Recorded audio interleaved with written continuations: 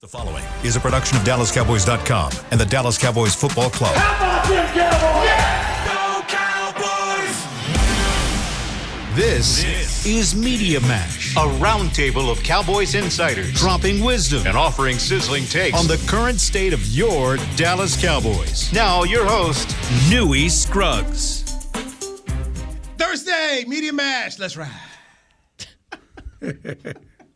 John Machota of The Athletic, Rob Phillips, DallasCowboys.com, Clarence Hill, the Fort Worth Star Telegram, Dog Team.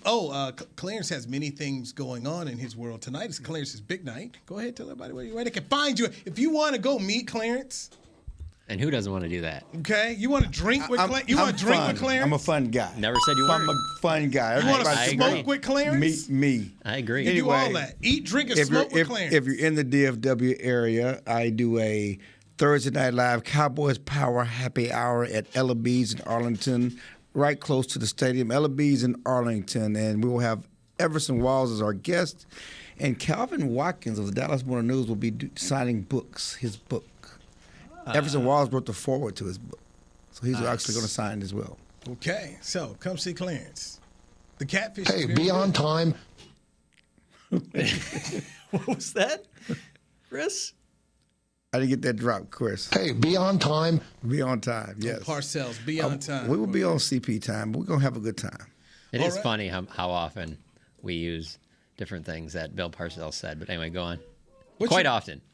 What's your favorite Parcells quote of all time? It's got to be one. Inappropriate. It's totally inappropriate. There's one that we use all the time, but it's totally inappropriate. Not including those, I would say, man, I don't know. Who? The favorite was an inappropriate one. Yeah, I'm trying to think of one that's, Yeah, It's the one where he offended a whole nation. well, is that. Yeah, that's not a favorite. Anyway, go on. It's the one Change that's repeated the most. Change the subject. I always like the one where he says, "Don't tell me about the labor, show me the baby." Yeah. Oh, that's a good one. And Trying to keep my old house that's from burning down. And I like that one. that one is kind of sexist. How we doing, guys? Where's the JG drop coming from? Right now, he's too fat. Tell me about the labor, show me the baby. That's kind of a sexist. Right now, he's too fat. But you're right. Like Stephen Jones still like moving parts with the roster. That's a Bill thing. That's a Bill from thing. 20 Well, years ago. and they still say the tournament because we called it the playoffs, and Right. Parcells was the one that's called the tournament. Yep. And so the Jones family still calls it the tournament. When he talked about the ERWs, Eat, ride, and warm up. yep, the guys that eat, ride, and warm up who don't play that day. And by the way, let's dive into this here. They do a lot of eat, ride, and warm up around here. They take practice squad players to New York. And that's what I was going to say. Basically, Mike McCarthy in his press conference today, as he starts talking about guys potentially playing here, Michael Gallup, Jason Peters getting more time, Connor McGovern to start to work his way back, that there's going to be, he said there'll be some disappointed players on Sunday, meaning there's going to be some ERWs guys who got on the Cowboy hat and shirt, and they're watching the game, not playing in it. In your mind, who do you think he was talking about in terms of players? Well, if Gallup can go, I think it would be Jalen Tolbert.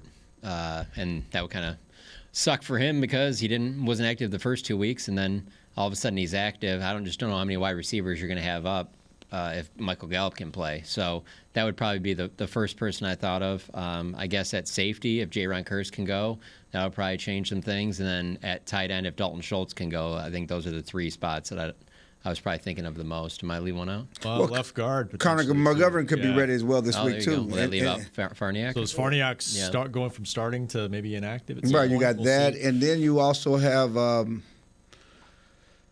Man, I feel like I'm drawing a blank here. Like, I'm No, drawing I think you a hit that him way. though. That's No, it's one other position I was thinking about. Linebacker. Okay. Jabril Cox. Oh yeah. And Luke Gifford. Yeah. So you have those things you have to play with. And the thing about it is it's disappointing for the player. It's a good problem to have for the Cowboys. They've talked about how strong they felt the roster was, and we made fun of it at times. We You like made our fun of guys. it. You did. Yeah. Well, because every year in camp they talk about how hard it's going to be to cut down, and sometimes you believe it, sometimes you don't. Right. I mean, But I do we've think been around it's here a long legit. time. Yeah, but I mean, I think it's showing now. I think they do have a deep, especially on defense. They have a deep defense. No, they do, have but- guys but- that they would like to get on the field that like Right. a Marquise Bell that's just not. Right. Right. But like Tolbert, what are you mad about? Catch the ball. Right. Well, when you're a third-round pick, you just expect in your mind that as long as I don't get hurt and I'm available, especially on a team that wasn't really deep at wide receiver going in the season, that I'm going to be active. I think you just feel that way. And when you're a third-round pick, we expect you to catch the ball and make some plays and not get passed up by undrafted free agents. And while I agree with you on that perspective, I feel like anybody within the organization that talks about it, they'll mention that, but they quickly bring up special teams. So there's obviously some disconnect there. Well, you have to bring up special teams when you're not one of the guys. Yeah. But we were sold on draft day and in the days after draft minicamp that he was going to be one of the top producers at receiver right off the bat. It wasn't about special teams. Is that a cover? It wasn't about. Yes, the special teams was a cover. But remind me of something though, because did he miss time in training camp with an injury? No, it was in minicamp. OTAs. Yes, it's an excuse. Okay, I'm just clarifying because that's come up, and he did not miss training camp time with an injury. It was at the very start. Remember when James Washington was in the walking boot? Tolbert was on the sidelines doing resistance cord. So yeah, you're talking like and one other thing though minicamp. that this all predates Kevontae Turpin Yeah. because we thought and they thought that he was going to be an option at punt returner. And so that was another place where he was going to have an impact because he was going to probably spell CD or be the punt returner back then, before Turpin came up in training camp and OTAs, and that he didn't, that was his special teams. He was going to do some kick returns, and that's off the table. So, that's part of it. But again, he was supposed to have a bigger impact at receiver. Hey, you mentioned linebacker real quick. What'd you think of Damone Clark being out there with the helmet on?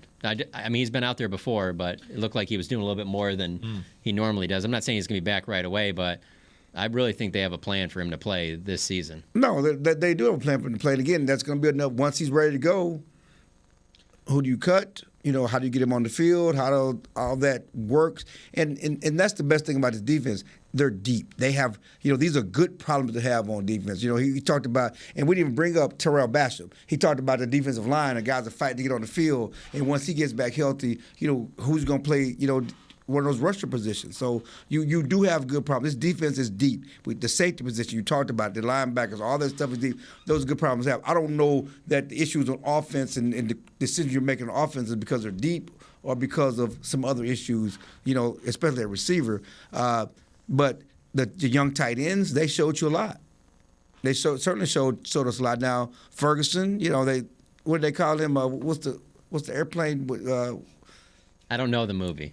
I can't even think of the movie. Some movie with The Rock. The Rock and Samuel Jackson. They were jumping off a building or whatever else. Basically, they were telling him quit jumping. At the end of the game, Ferguson jumped and landed out of bounds. They're trying to kill the clock. Skyscraper?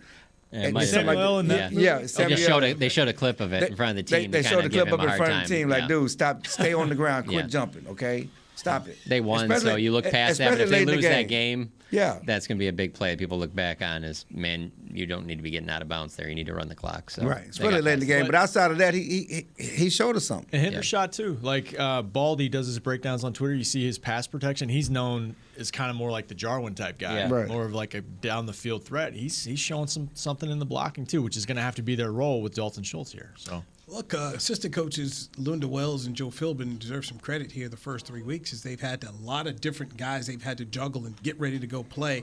And I don't feel like we can point and say, you know what, offensive line, you were the issue and problem, and tight ends, you're the issue and problem. I think that deserves credit when we talk about this team being 2-1 right now, getting ready to face the Washington Commanders Sunday at AT&T Stadium. No, that's a big thing. And people, there's something on Twitter about how much time Cooper Rush has had to throw the ball. I mean, you watched the Giants game. He's back there. He gets the ball out, but he has time. He's not under duress.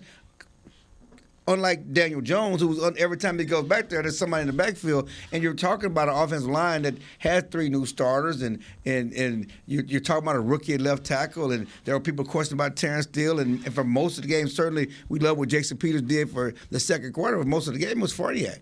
And nobody was touching Cooper Rush. He's played with a clean pocket. Now, credit the running game and all the other stuff. There you go. I was going to say, you better bring up that running game because that running game's working right now. The running game is working. If teams stop that running game, I wonder how clean pockets are going to be after that. That's all I'm saying. Yeah, no doubt. But that's part of it. They're balanced. They're working hand in hand. But these guys are clean. But again, either with the running game or the pass blocking, let's credit the offensive line. Yeah, and that's been big. Tyler Smith, Jason Peters. I mean, Tyler Smith, I'm sorry.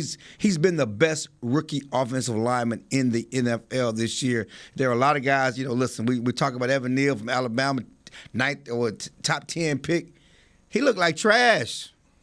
It was welcome to the NFL that Tank gave him. Yeah, but yeah, it was like he looked like, Leo Collins did against But I Parsons. also would like to point out that I feel like there are probably more Evan Neals that come out of the draft in the first round than there are Tyron Smiths, Zach Martins, Travis Fredericks, and then possibly what Tyler Smith ends up being. Like, just because you take an offensive lineman in the first round does not mean, oh, well, here we go, 10-year starter, possibly Hall of Fame. No. Like, it's a difficult. No, it is difficult. The Cowboys thing. have been very successful at that. And again, we're talking about Tyler Smith. And think about Tyler Smith. Unlike those guys who were all can't-miss prospects coming out of high school, Tyler Smith was supposed to be that guy. Right. At USC. Zach Martin. Those were, top best of their position coming out. 2-star prospect. Go to Tulsa. And none of us knew Tyler Smith's name before the draft. Okay. You know what it reminds me? During the football season, wasn't nobody talking about Tyler Smith. They were talking about Evan Neal and all these other guys, potential, NFL top prospects. And we'll see if he has the career Travis Frederick had, right? But it reminds you of the Frederick pick because it was like, was he a second-round grade? Is he, But the difference is he was at Wisconsin. He still was a 4-year starter at a Big Ten school, and there was a lot of tape on him. He was still considered the best center in the draft. Now, what do you want to take a center that high? Now, he was still considered one of the best centers coming out. Nobody thought that about Tyler Smith during the football season last fall. Right. You didn't question Travis Frederick's competition level. That's a good point. You're right. Yeah. And it was an interesting note by Mike too. He didn't tell us, but that somebody he knows. He said way before 20. What pick did it was 27? That they got Tyler Smith. That they would have a team would have taken him if they didn't take that guy. They hadn't found their guy there. That's interesting. Cowboys would have taken a couple of cornerbacks if Micah wasn't there. No. Well, if Micah the Cowboys, The Tyler Smith thing, though, that also fascinates me is I remember right after he was drafted, hearing that there were other coaches that started reaching out to him, Alabama being one of them. Right. So if he was going to play another year of college football, it was not going to be at Tulsa. So if he's at Alabama right now and holding it down, you go into next year's draft, he probably is the Evan Neal pick or whatever. Right. No doubt. But again, good for him. And again, he's not been a problem. I guess we're getting back to what we're trying to say is, this offense and those questions, they're getting back to the run. I talked to Zeke, he said that they wanted to run because of the questions at receiver, because of you got young offensive line. That running game, they wanted, even going back to and everybody thinks they changed the offense. If we go back to Jerry and Mike McCarthy at training camp, they talked about wanting to run more. They didn't get a chance to do it. Even going to the Tampa Bay game. If you remember the Tampa Bay game, we want to run the ball against them. Well, y'all didn't even try to run it last year. But before the game, we want to run the ball against Tampa Bay, even though last year they didn't even try to run because they allegedly couldn't run against Tampa Bay. But that was the game plan. So I don't think it's so much of let's change the game plan because Dak's not in there. This is what they wanted to do in the first place. But can you blame people, let's say blame fans for being skeptical, blaming us for being skeptical? Right. When you go back to where training camp was, how you felt about the offensive line? Did you really see an offensive line without Connor Williams, without Lyle Collins, question marks at several positions that, no. They're going to be able to get back to 2016, 2014 game plans where they can just run all the time. I'm looking at that offensive line going into camp that sounds good on paper, but are the guys going to be able to play up to that? And so far they have been able to. Right, and I guess the overall point is that because we had questions about them, it would be easier for them to run block than pass block.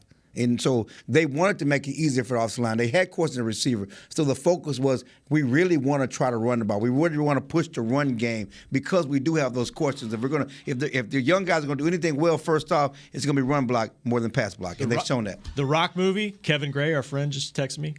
The Other Guys. Yeah. Other Guys. Yeah. So they're jumping off the building? Yeah, I missed that. Let's take a break. When we come back, who starts at left guard? Michael Gallup, are we expecting him to make his debut? We will discuss it with Clarence Hill, the Fort Worth Star-Telegram, Rob Phillips of DallasCowboys.com, and John Machota of The Athletic. I'm Newy Scruggs. This is the Media Mash on DallasCowboys.com radio. That's not right. Todd thought it would be secure to jog in the cheetah savanna. Todd believed the big cat repellent he bought online was reliable. And now, Todd is trying to be faster than this cheetah that can run 80 miles per hour. But the good news is, Todd has AT&T 5G that is fast, reliable, and secure. And he learned the best thing to do is stop running and toss her the backpack with the beef stew. AT&T 5G. Fast, reliable, secure. It's not complicated. 5G requires compatible plan and device. 5G may not be available in your area. See att.com/5G for you for details. What do you call a group of grown men and women with their faces painted silver and blue who get together every week to share a 3-hour-long ritual of jumping, singing, and toasting Miller Lite in 10-gallon hats while yelling, "How about them Cowboys?" You call it Miller Time in Dallas.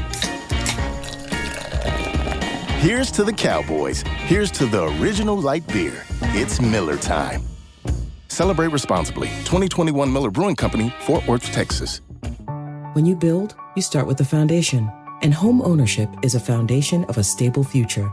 The Bank of America Community Home Ownership Commitment has helped over 34,000 people lay the groundwork so far, with up to $10,000 towards your down payment or 3% of the purchase price, whichever is less. The satisfaction of owning your own place can become a reality. Visit bankofamerica.com/homeowner to learn more. What would you like the power to do? Bank of America N.A. Equal Housing Lender. Credit and collateral is subject to approval. Restrictions apply. This is not a commitment to lend.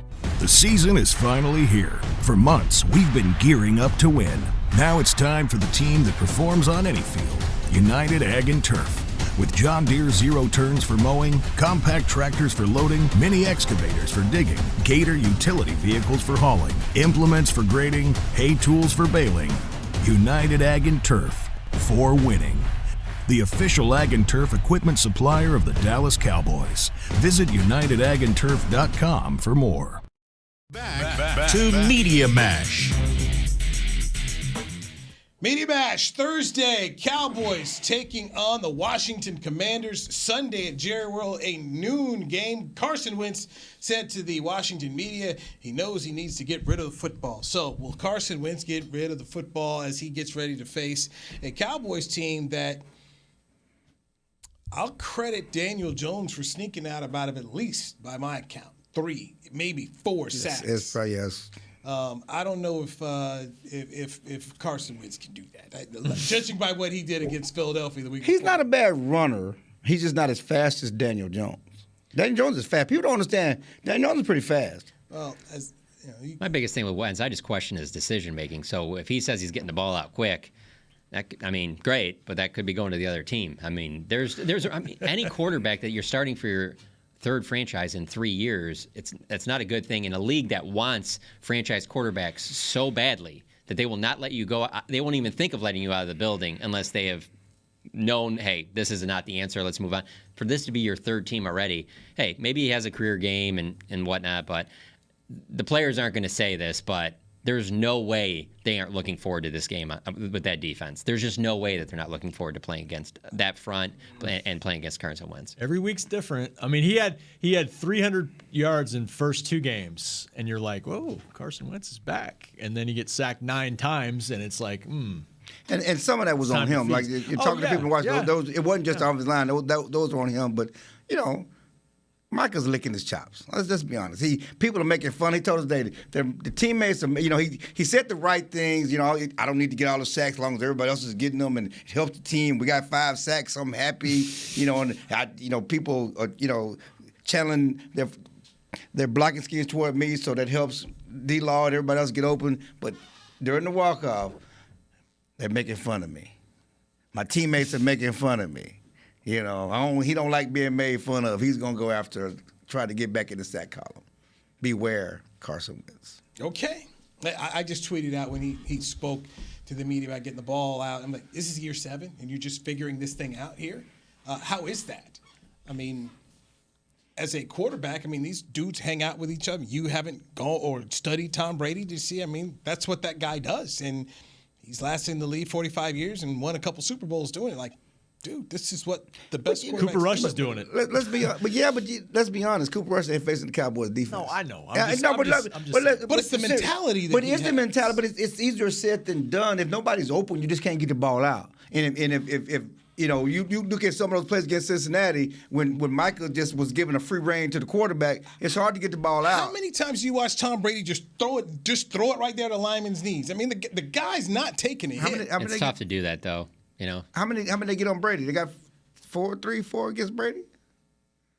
They have 13 total. They got two. Because they've had 11 the last two games. I thought someone else got one against Brady. It wasn't just Michael. Was it Armstrong? Yeah, Armstrong may have got something. I'm just saying though that this Cowboys pass rush, you can say I want to get it out, but we talked to Mike McCarthy the other day and he said this may be the most depth he's ever had as a pass rush, and it's not just Michael. D-Law looks like D-Law again. Certainly, he's on the board with those 3 sacks. Again, Dorrance Armstrong, those guys are getting after the quarterback. Okay. And then you add in the blitzing that the Cowboys are doing with their linebackers, the other 2 linebackers, and then blitzing of the safeties, not just the front 4. I mean, they're doing other things to get guys home in the backfield. Donovan Wilson had a sack the other day, almost took the boy's neck off. There would be other years in the past where Sam Williams is a second-round pick and they need him to play 40, 50 snaps, and he's having a hard time getting on the field. So I think that speaks to the depth. The best thing Washington's got going for it on offense, they do have some pretty good skill players. Antonio Gibson, Terry McLaurin, Jahan Dotson, Curtis Samuel. I mean, if they can get the ball to those guys, then maybe they have some success there. But I just look at Joe Burrow, better quarterback, his weapons, even more talented, and they weren't able to have that much success at AT&T Stadium against this defense. So let me ask this question. I don't know if you guys if this has been brought up at all this week in things you're covering or talking to people, because I know folks from Washington always call you and get your thoughts on things. Is Ron Rivera overrated as a head coach? Yep. And I think it all depends on where you had him rated. Like, do I think that he deserves to be an NFL coach? Is he good enough to be an NFL head coach? Yes. Do I think he's one of the top 10 NFL coaches? No. I think he's probably in the bottom half of the league, but I think you could do a lot worse. Yeah, he lived on Cam Newton and those guys for a long time. At Cam, when he was MVP Cam, it took him to the Super Bowl. But you look what he's done in Washington, and I think that he was the right guy for Washington because they needed. He was respectable, everything going around, and people respected his name, and he gave the organization some credibility when you had all the stuff flying around with the owner and everything else. You're right. And certainly last year, and what he went through with the cancer, and so people respected him, and so. But it's year 3. They've shown no improvement at all. Well, I don't. They need a quarterback. He's just like any coach. They had Heineke, and Heineke was gutsy. He's and got basically their GM. But they, like John said, you're just trying to find a guy who you can rely on and give you a chance to win every week. And they're hopeful that that's Carson Wentz, but that wasn't the case in Week 3. And if you're not going to protect him, then it very well could be more of the same. I just see so many similarities between Washington and New York. Like, for several years now, it's nothing about either of those teams really scares you. The way Washington was drafting on the defensive line, if they're completely healthy with, Chase Young is out there with that group, that can scare you. They can win games with that. What quarterback could they have taken instead of Chase Young? They could have taken Justin Herbert or Tua Tagovailoa. Right. I mean, they could have answered the quarterback position. But I'm saying you go back to 2012, there was when everything was working with Robert Griffin, there was stuff about them that scared you. I can give you a perfect example and stay in the exact division. There's stuff that's going on in Philadelphia that if you're a Cowboys fan, you should be concerned about. When's the last time that you've actually felt that way about the Giants or Washington? Both of them have been down for so long. Because I was thinking about this day when we were over by Zeke, and Zeke was asked about, who's your biggest rival right now, and he said all the division teams, which is what you have to say. Right. But it's the Eagles, and it's not even close. It's not even close. Especially this year because Philly looks so good. When we talked about this on the Players Lounge podcast, and when I asked him that, I was hoping to get one, but a word that my finance professor kept using is depends.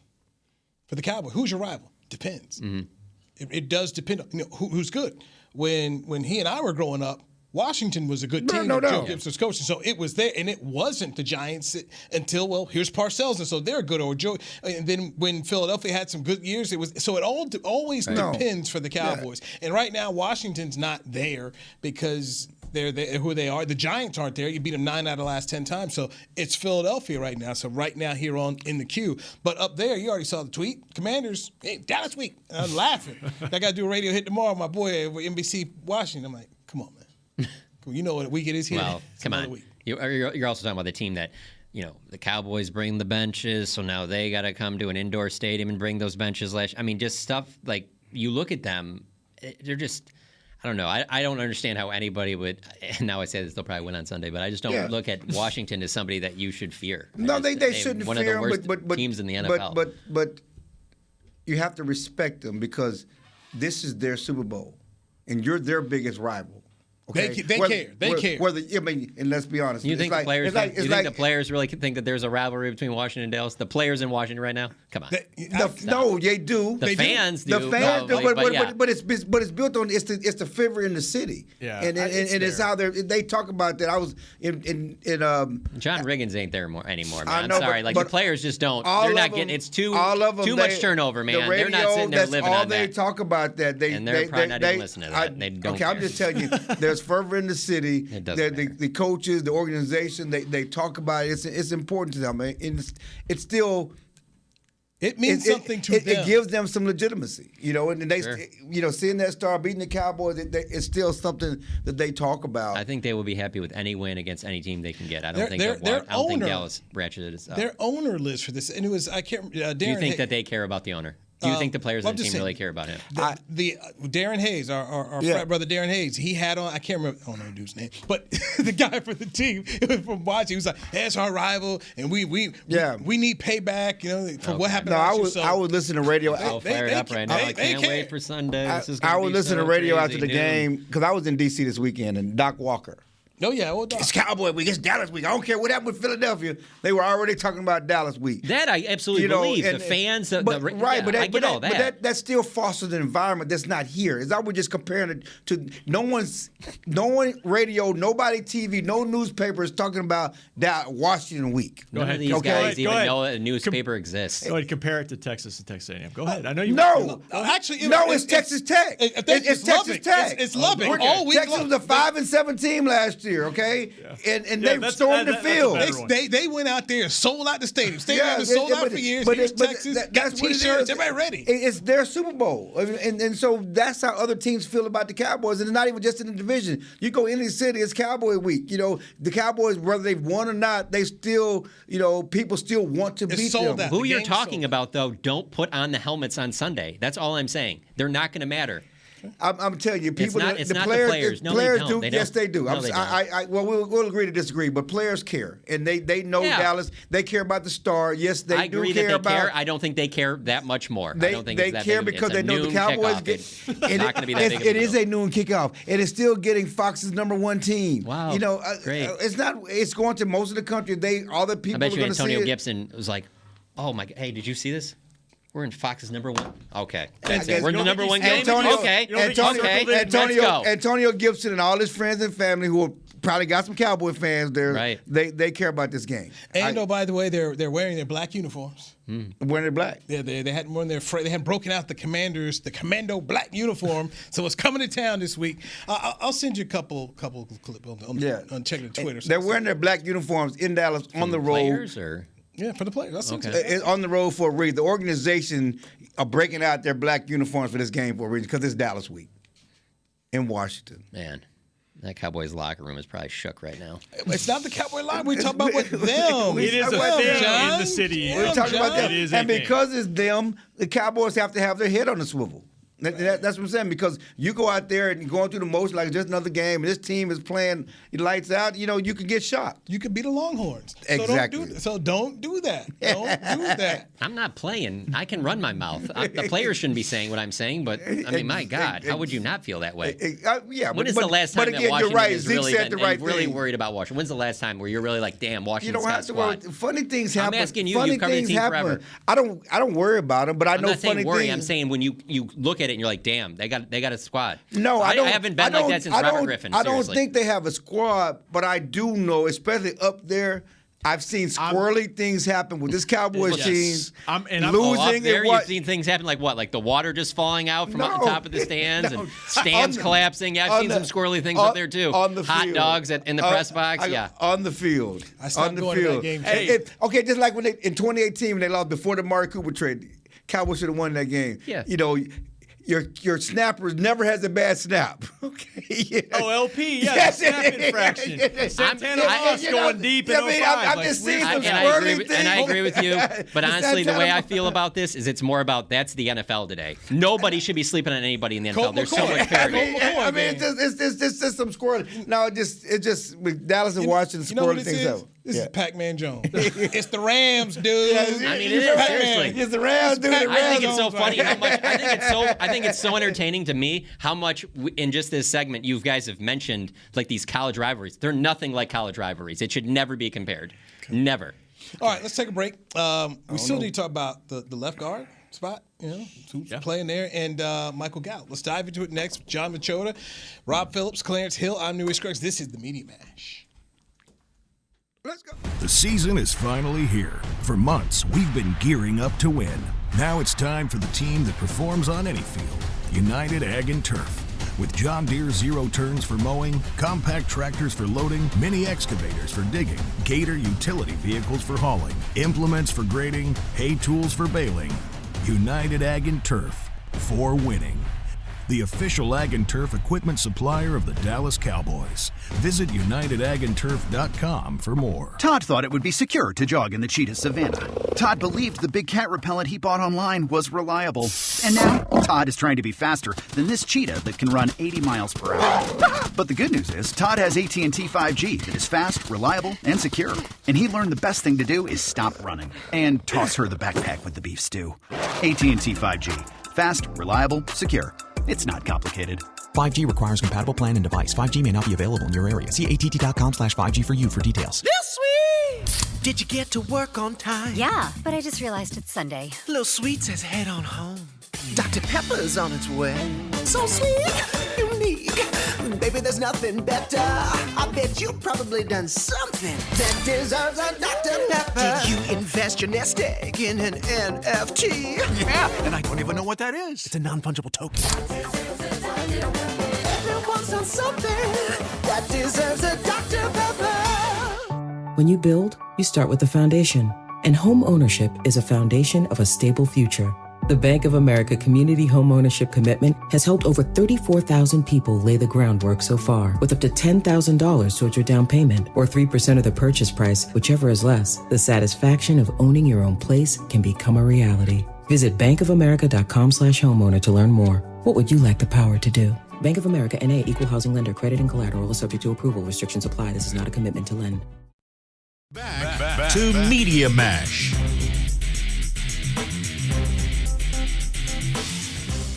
Media Mash, Clarence Hill, Fort Worth Star Telegram. You can drink and smoke and eat with Clarence tonight at Ella B's, as he'll have Everson Walls there and Calvin Watkins. Watkins from Dallas Morning News. Yes. He'll be there, but I'm sure you're going to get Calvin Hill for a show, too. Get all the I haven't seen him. He's been back in a while, He went through some things, right.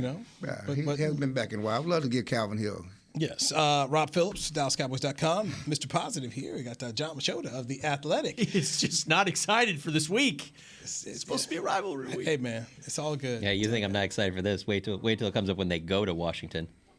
Because that's by far the least enjoyable trip on the schedule every year. You're not going to go up there early and cover that, just the fever in the city, as Clarence put it? No, I'm going to miss out on that. Sorry. January 8th? Man. You think that's the worst? I think the worst trip. I don't mean the city. The city's obviously awesome. I'm talking about the stadiums. The worst stadium. That whole game day operation, the going to it, the way everything's set up. It's the worst, and I will not accept anything else. That is I stopped going. It's like not even trying. Hey, Donnie, man, you got that trip. I give that one away now. Yeah. That's the one place where I go full Jory Epstein and I bring my own food. Literally, man. You ain't there. After my guy Tony Wiley left, there's no effort there, and they don't even care about you knowing Johnny about Rockets downstairs, and it's pretty good. Yeah, you can go but get again, some downstairs in the See, that's how desperate it is, man. He's like, they're not a sponsor, are they? I don't know. That's a good point. I don't know. No. You know what? I just bring it. Okay. Just go ahead and bring it. It is what it is. So left guard, who do we expect to start on Sunday? 3 options for head coach Mike McCarthy. And I think it's time to go with Jason Peters. I think you just put Jason Peters out there the entire time and just let him go. The only way that doesn't happen is if they think his conditioning isn't quite where they want it to be. But I don't know. What I saw Monday night, that's enough for me.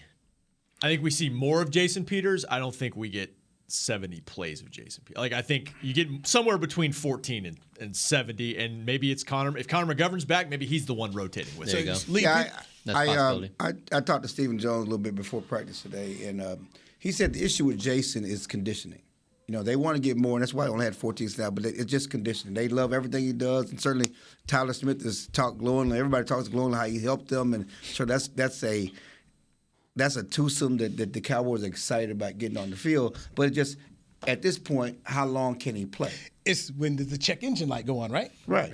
Yeah, he going to give you some snaps, but how long can he go? And they want to be smart about it because, again, like with all of them, just like with Gallup and Dak, this is a long season. They want him for the long haul. And so, you don't really have to, the urgency, because you've done so well, you played so well, and again, you can say what you want. Yes, Jason Peters played well, but Farniak was not a minus player in the second half, against the Giants. They still were able to move the ball and certainly went down the field and scored 2 clutch touchdowns with Farniak on the field. So the urgency of just pushing him out there and just giving him full load is not there yet. And so you can be patient and let this thing develop and grow, which is the good news. And now you got, the great option of Connor McGovern, Peters, and Farniak, which one you go with. So these are good problems to have, but Peters is in your back pocket, that there's going to be a time when you're going to have the full load of Peters and Tyler Smith on that left side road grading. Oh, you're just writing off Tyron Smith too? We saw him in the locker room the other day. We did see him in the locker room the other day.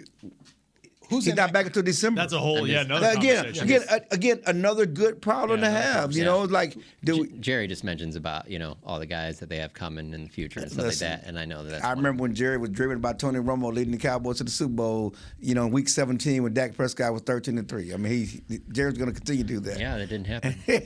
Who's inactive if all three are available? If all three, you're talking about all three of those guards? Yeah. Well, the problem is Farniak is your backup center. Yeah. I think Governor can be your backup center too.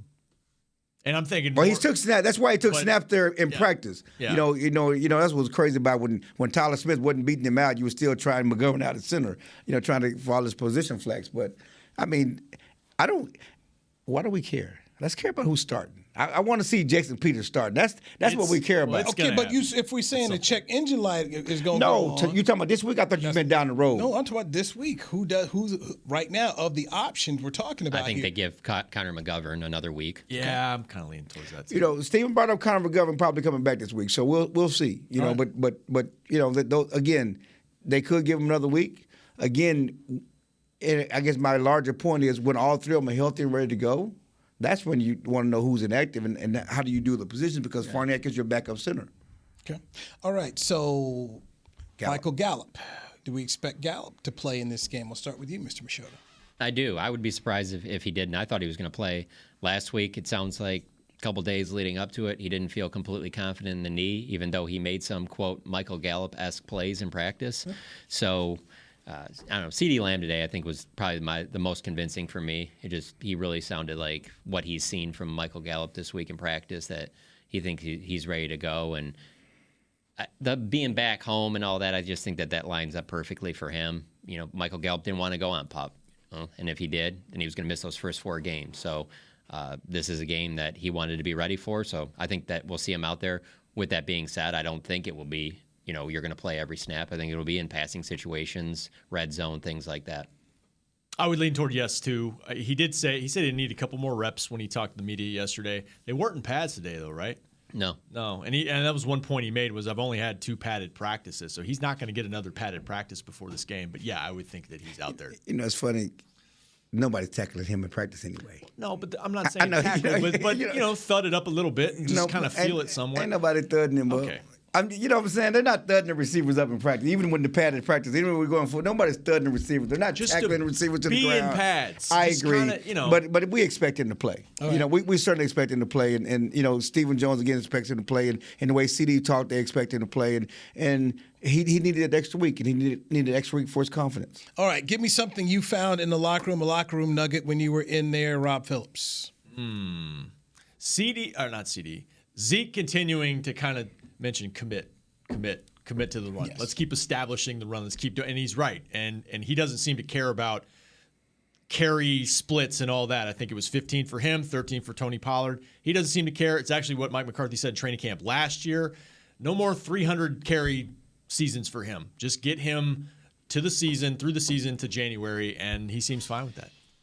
Well, off the field, I've learned that Jordan Lewis says he's the best basketball player on the team. Then I asked CD, and he said he's the best basketball player on the team. Because they're playing the garbage basket basketball in there. Well, J-Ron seems pretty confident, and too. they all think they're the best basketball player. And CD said he thought basketball was going to be his career until his dad told him, you probably have a bigger upside in football. Because I was a 6'2" guard. I couldn't guard Steph Curry, but I could have been Colin Sexton with a jump shot. That's what CD told me. You know who else said they're a great basketball player? Sam Williams came out and told us how good he was. Yeah, everybody's a great basketball player. So, yeah, he said, I could have been Colin Sexton. I said, okay, CD. You know what would be interesting? Because, Romo was a good basketball player. Yeah. Tony Romo, All-State at Wisconsin. I wonder if Romo could take some. Like, hey, guys, going out there, see what you got on Romo. That's cool, Romo. You sure? That's cool. Okay. So negative. School Romo. What you got? I had some more stuff, though. Oh, okay. What else you got? Tyler Smith just continues to talk about what Peters does for him and how Peters gives him tips. Even, when the famous play, in the game when they did the 3rd and 12 and they ran the ball and Peters, was telling, hey, look for this. I think that we love Tyler Smith and what he's done for the Cowboys, 8 Pro Bowls. But as far as a mentor and teacher, Jason Peters has been the best signing they've had because I think he teaches and talks. Tyler don't talk. Oh, he doesn't talk to us. He don't teach and talk to them like that either. No one. We've been here since. No one has said. When you listen to Tyler talk about it in detail, how Peters is always in his ear. When he's telling the tips, it's not even close to that. I asked Tyler yesterday, give me an example, and he said beyond the X's and O stuff, it was little stuff like tape your fingers up. Right. I mean, it's everything. You don't want to mess your fingers up over 17 I mean, he's season. always in his ear, always talking to him, and that's something that you can't measure. The Cowboys didn't know. They knew he was a Hall of Fame left tackle, but they didn't know the impact he was having on all these guys, not just Tyler, but all the young guys, more than anybody, even the veterans they've had around there. We love Zach, and we love Tyron and what they've done, but the teaching and the mentoring that Jason Peters is bringing to his team can't be measured. You can get more of this exclusive content. Clarence has more nuggets as you eat, drink, and smoke with him tonight at Ellabee's in Arlington. Yes, sir. In Arlington. Machota, what'd you pull out of there? So when Cooper Rush is standing in front of us with the cameras on and all that, it's just not his favorite thing, you can tell. But so when that was over, a few of us walked over with him and asked him a few more questions about other things, and you could just see how we were seeing more of what the Cooper Rush probably is around the team, a lot more relaxed than that. And I thought it was interesting. He mentioned this, how he always writes down on his notebook decisiveness and conviction, and he said that because if you do that at the quarterback position and you just trust your instincts, you're usually right. It says when quarterbacks get in trouble and when they struggle is when they start second guessing themselves, and I think that's interesting from his perspective, because I think that's one of the best things that he's done since he's been their starter, is that there isn't a lot of, where he doesn't look like he's sure of himself. He doesn't necessarily make all of the biggest plays, but it seems like every time he has the ball, he knows where he needs to go with it, and that's enough for this team right now. The other thing I wanted to add is on Chill's point. So, I'd heard that Jason Peters was going to play at least a little bit in the game on Monday night, so for several of those first few series, I had my binoculars on their bench to try and see, hey, when is he going to sit down? Because usually in between series, the guys that are sitting down are going to be the next 5 that are out there. And Chill's absolutely right. And I make the analogy, I compare it to basketball, where, on defense, everybody doesn't want to talk. And a lot of times if you talk on defense, you're looked at as kind of, oh, look at this nerd talking. Like, we don't need to be doing that. But when you have somebody like that, it really does just the communication make everything go a lot smoother. And I will say Jason Peters, the entire time before he was going in, everybody, it doesn't matter if it was Tyler Smith, Farniak, whoever, constantly telling them things. Just looks like a veteran that's been on the team for a lot longer than a couple months. The other thing about him playing left guard, and I thought initially it would be left tackle and you just move Tyler Smith back inside. Tyler Smith's made an easy decision for them because I think it's 117 snaps he's had at left tackle, 1 sack allowed. He's leave him there, let him keep developing. But not only helping Tyler, but you putting him in the middle of two young guys. You're helping Tyler Biotish too by having Jason Peters right next to him for whenever he's going to be the full-time guy. To me, it looks like a no-brainer now, that you put a 9-time Pro Bowler right there, and then you have Zach Martin on the other side too. It's got a chance to really work out well for this team. This will not be a Jackie Smith signing. Okay. All Remember right. Jackie Smith? Yes, the rival with the Cardinals who came to the Cowboys Super Bowl and broke their hearts by letting them down. This is a guy that's, I got an alarm going on. I thought we were being played out. This is a former rival who's coming in and just sowing into these young guys. It's a great pick. Who wins? Cowboys. I got them 24-13. Cowboys 24-13. That sounds great. And they haven't scored 24 points all year, so yeah. I'll go 2014 Cowboys. This defense going to give up 2 touchdowns in one game? Who you got, Newy? 2. Cowboys. Carson Wentz holds on to the ball too much, and Daniel Jones was quick enough to get away last week. This guy's not getting away. He is who he is. It's a rivalry game, man. He's going to want this one. And not to him. That dude's on his own program.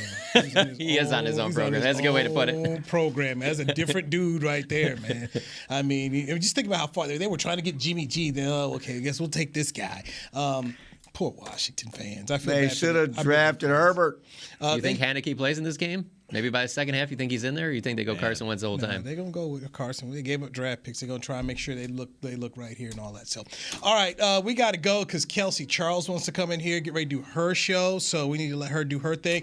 John Machota, The Athletic. Make sure you're reading him. Rob Phillips, DallasCowboys.com. Make sure you're reading him. Clarence Hill, Fort Worth Star Telegram. Make sure you're reading him. And if you want to drink, eat, smoke with Clarence, you can at Eloise And tonight. listen, get Cowboys talk with Everson Walls, Cowboys legend, Ring of Honor, and Grambling legend, and the great Calvin Watkins. Okay, look at me. Look at me. I'm your best friend.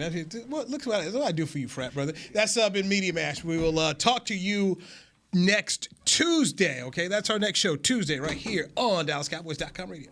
This has been a production of DallasCowboys.com and the Dallas Cowboys Football Club. How about this, Cowboys?